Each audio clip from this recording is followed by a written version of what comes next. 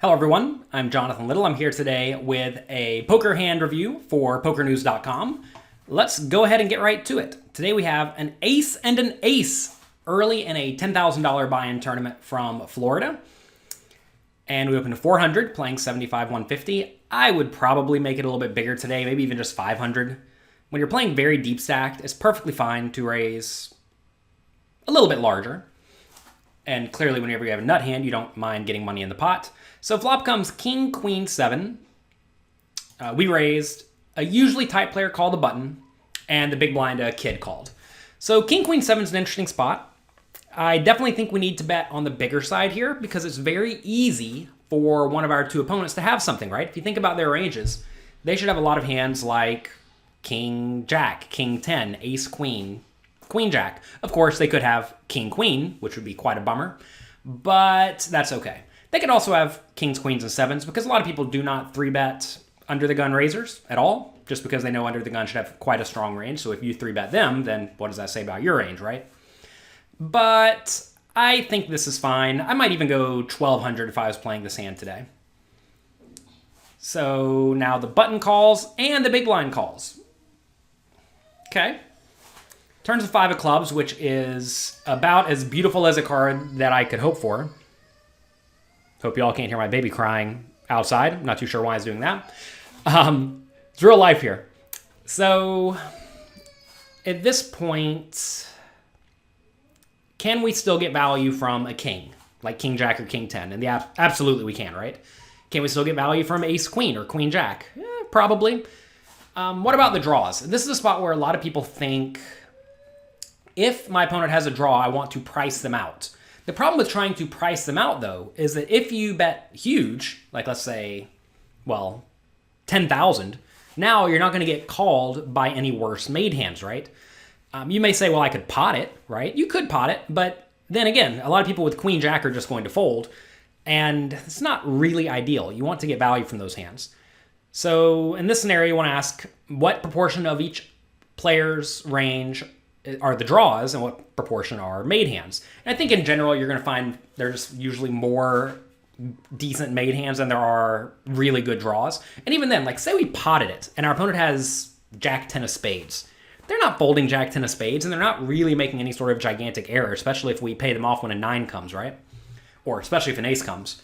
So in this scenario, I think we want to bet, but we don't need to go too large. I think something like 2,600 is fine. If we start betting much larger than that, what's going to happen is our opponents are going to fold out all of their marginal hands, and that's going to make it very, very difficult for me to get value. So I like this bet. 2,300 seems good.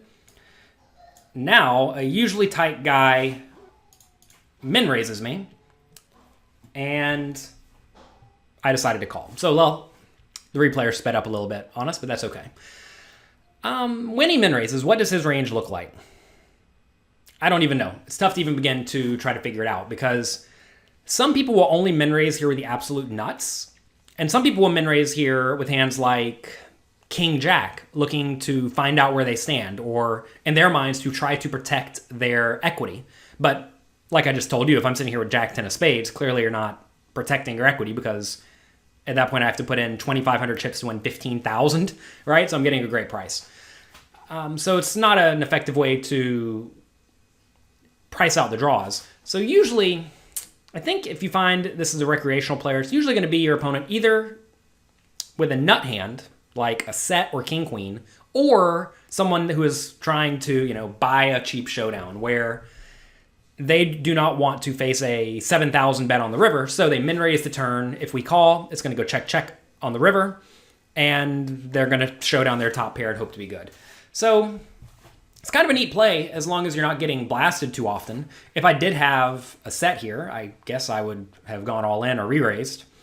If I had a draw here, a good draw, I probably would have gone all in or re-raised. So it just so happens that with a hand like ace-king or aces, I'm going to call. But if you think about that, if my opponent's sitting here with king-jack and I have aces, well, maybe you save 2,500 chips. But the other times when I have a draw or when I have a premium hand, you end up folding. And that's fine when I have a premium hand, but when I have a draw, I'm just crushing you, right?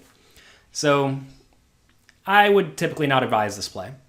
River's a 10. I'm going to check my whole range at this point because my whole range at this point is going to be The weaker draws, like Jack 10, it's going to be stuff like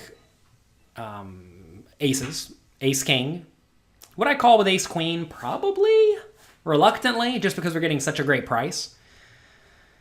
King jack I would call as well. So I'm going to be checking all of this on the river. I could also have king 10 suited if I had that. There's only 2 combinations of that, though.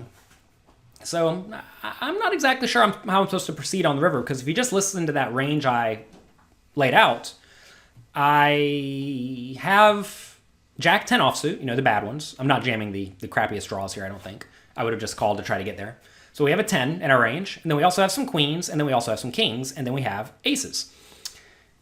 And we have king 10 suited. Maybe queen 10 suited, but I may not even open those under the gun. So this is one of the best hands I can have as played. So if it's one of the best hands I can have as played, if we're trying to be balanced and difficult to play against, we need to call with some hands on the river. And when you are calling on the river in these situations, you want to ask a few questions. First, do I block my opponent's bluffs? What would my opponent likely bluff here? Well, busted flush draws, right? And my opponent can't have those, at least not the good ones. So aces with the ace of spades and ace of clubs are actually not a great hand to call with from that point of view. And you also want to ask, do I beat any of my opponent's value bets? And maybe we do. So if we check in our opponent bets, aces are sort of on the cusp here, I think, between calling and folding. If we had 2 red aces, I would definitely call every time, because then our opponent could have all the busted flush draws. But like I said, I don't think people are raising the turn with flush draws in that manner. So it's kind of a bizarre scenario, and I really don't know what to make of it. But when your opponents do odd things, sometimes you just have to buckle up and call down. Anyway, I checked river. My opponent checked behind, and presumably I'm going to win. And I do win. So that makes me now think, or at least makes me consider the idea that on the river, if I check and my opponent bets, the opponent may be betting almost entirely with a range that beats aces, which means I should be folding essentially my whole range if my opponent bets in this spot. And you may say, well, that's super exploitable, but that's okay because we're playing against someone who is usually on the tighter side and is probably a recreational player. And given he did not bet the river here with a worse made hand as a bluff or even for value, that's going to make me want to fold this to this player in the future if they do bet the river. So it's kind of a weird hand. It kind of shows you why this min raise on the turn may not be the best play, because when you do get called, you're not in great shape. And when you get jammed on, you have to fold. So I don't like to play by the opponent. And luckily for me, he decided not to put me to the test on the river. If he did, though, I think I probably would have ended up calling, just because people will sporadically make bad plays with king jack or ace king. But you really hate it whenever you check the river and your opponent bets 12,000. And against this particular player, if I play with him again, I'm just going to fold. So that's going to be it for this hand for Poker News. Thank you very much for being here. I hope you enjoyed it. If you have any questions, definitely let me know on Twitter @JonathanLittle. I'll talk to you next week.